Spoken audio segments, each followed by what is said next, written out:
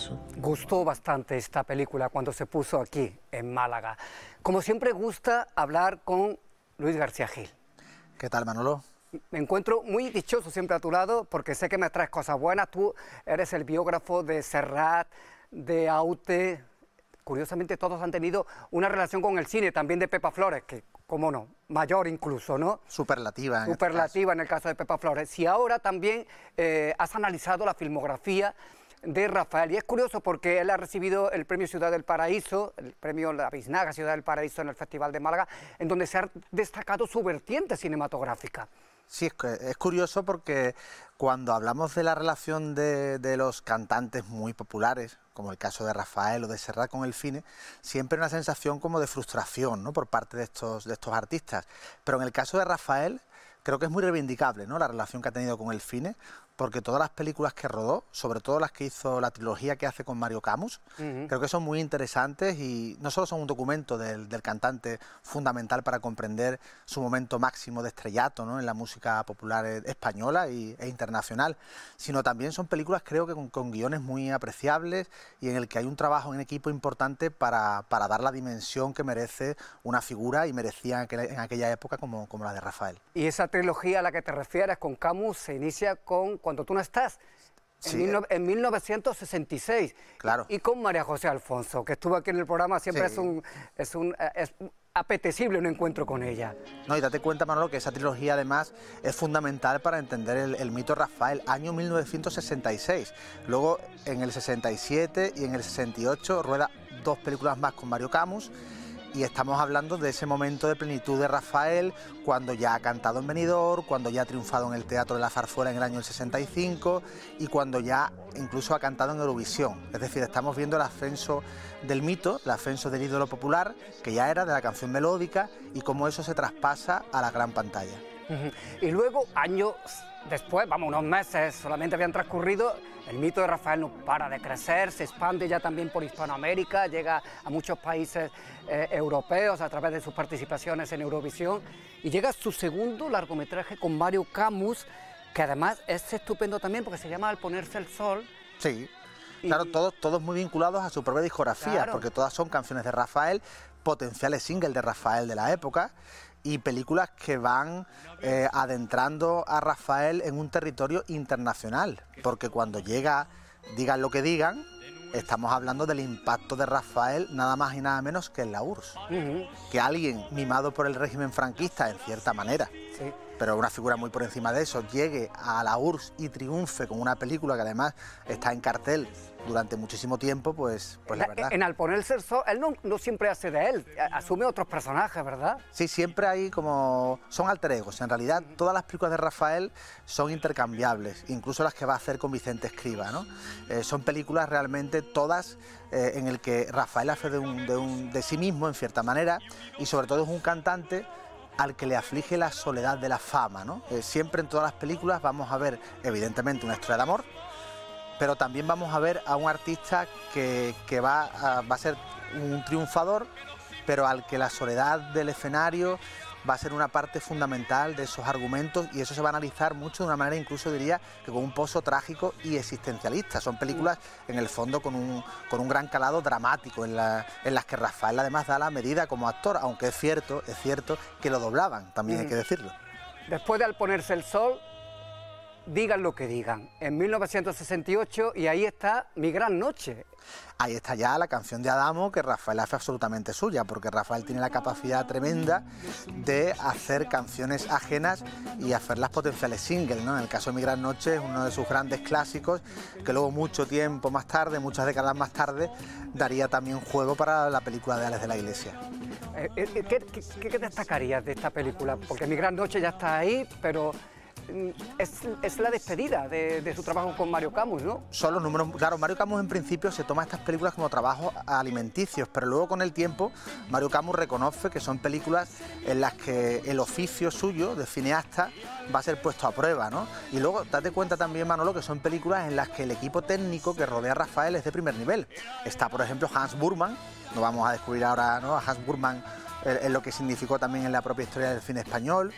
También a nivel fotográfico, José Julio Baena, ¿no?, también era otro hombre importante en la época, todos esos contribuyen de alguna manera a enriquecer todas las... Antonio Gala participaba. Eso te iba a decir, guiones. Antonio Gala era el guionista de esta película. Claro, por eso que al final hay un compendio de gente muy importante para intentar de alguna manera hacer que esas películas no solo sean películas al servicio de Rafael, sino creo que en Rafael también había una clara intención de ser un actor importante, de triunfar en el cine. Él se miraba mucho en el espejo de Frank Sinatra, salvando las distancias evidentemente, pero Frank Sinatra fue un gran actor y un gran cantante, supo compaginar con brillantez ambas vocaciones. Y ojo, que Rafael, cuando empieza, tiene muy presente su amor al teatro, es decir, el teatro realmente, el amor al teatro desde pequeñito es lo que le lleva a la canción.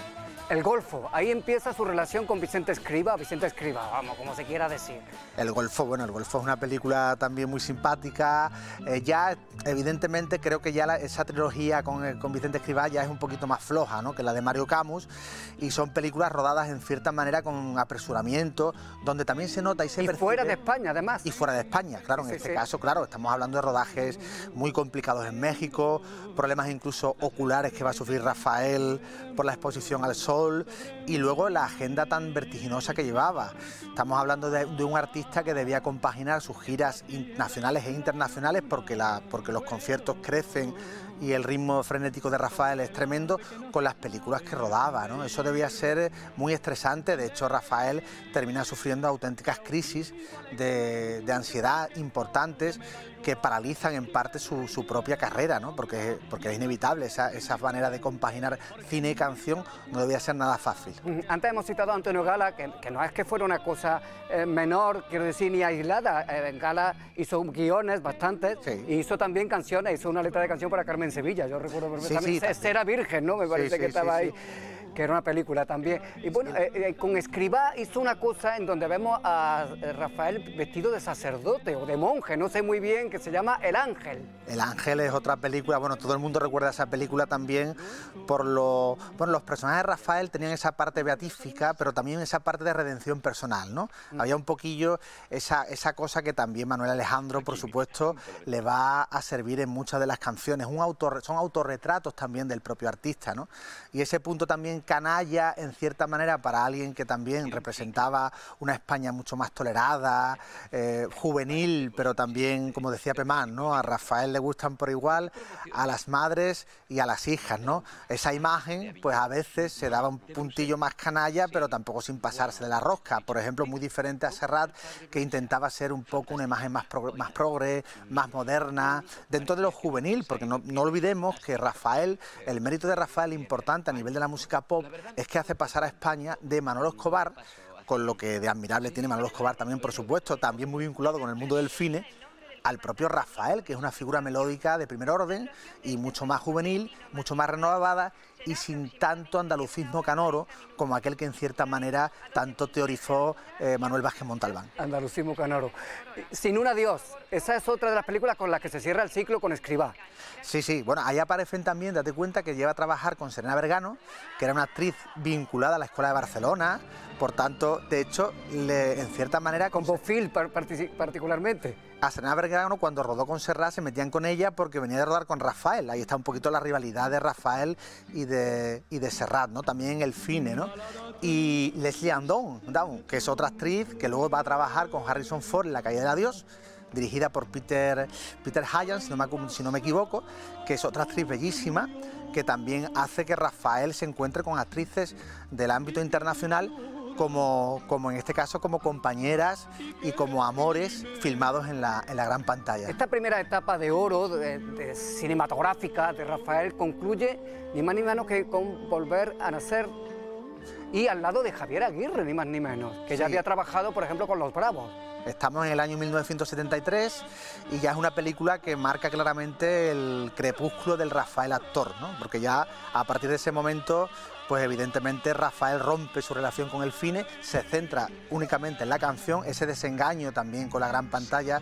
Creo que en el caso de Rafael viene también determinado por aquel documental que le hace Antonio Isasi en el año 75, que es Rafael en Rafael, y que a Rafael le va a dejar un muy mal sabor de boca, porque no es el canto al ídolo que él esperaba, también hablamos de un Rafael del tardofranquismo que se le cuestionaba muchísimo y que no es el Rafael indiscutible de hoy día, ¿no? Y ahí se aparta y resulta que lo recupera ni más ni menos que Alex de la Iglesia, en esa parodia que hace de las noches de fin de año en televisión que se llama Mi Gran Noche. Y ahí está la gran inteligencia de Rafael, muchas veces se habla de Rafael como un artista que se quiere mucho a sí mismo, pero tiene la gran capacidad, en este caso, de autoparodiarse. Yo creo que eso es un mérito, ¿no? En el caso de la película de la Iglesia, no deja de ser Rafael ese artista un poco en el ocaso, que ve que los artistas que vienen nuevos le están pasando por delante, ¿no? Es toda una metáfora también un poco de ese momento, digamos, de Rafael, ¿no? A nivel también artístico, en este caso la rivalidad con David Bisbal, ¿no? Que también está bastante escenificada. Todo esto está contenido en este libro, en Rafael, digan lo que digan, que tú acabas de sacar en la editorial Milenio. Sí, ya es el sexto libro que hago con Milenio, que no son pocos. El anterior fue el de Marisol. Y aquí está analizado eso, pero muchísimas cosas más. Sí, yo creo que Rafael merecía un libro que se le explicara no solo musicalmente, sino biográficamente, desde un punto de vista sociológico, e intentando también adentrarse con cierta audacia, si se me permite, en esos aspectos también un tanto más sombríos del personaje. Porque claro, en Rafael 60 años de carrera da para mucho, luces y sombras evidentemente son habituales, pero intentar huir de la geografía, haciendo un libro, tú me conoces bien, que sea documentado, que sea riguroso, tirar mucho de las fuentes, muchas referencias, al final evidentemente es un canto a Rafael, obvio, pero también tratando de penetrar en esos momentos de Rafael, pues a lo mejor más conflictivos, como porque en los 70 la crítica musical se volvió en contra de él. Se volvió muy en contra de él, porque esa vinculación con el régimen franquista, hay que explicarla, porque Rafael en un momento determinado, en cierta manera, como he dicho antes, ¿no? Está mimado por el régimen, en cierta manera el régimen instrumentaliza la figura de Rafael, como hizo con la copla y como hizo con tantas cosas. No es que Rafael fuera franquista, es que el régimen aprovecha el enorme impacto popular de Rafael para utilizarlo como imagen al exterior, como hacía en los festivales de Eurovisión, ¿no? Es un poquito adentrarnos un poco en todas las caras que tiene Rafael y no solo en una cara que sea la laudatoria o la elogiosa. 60 años de presencia en los escenarios y también, como acabamos de ver, en el cine. Luis García Gil, que bien lo resumes todo al final. Bueno, muchas gracias a ti siempre, Manolo, por invitarme, y un placer estar una vez más en este maravilloso plató. Gracias, Luis.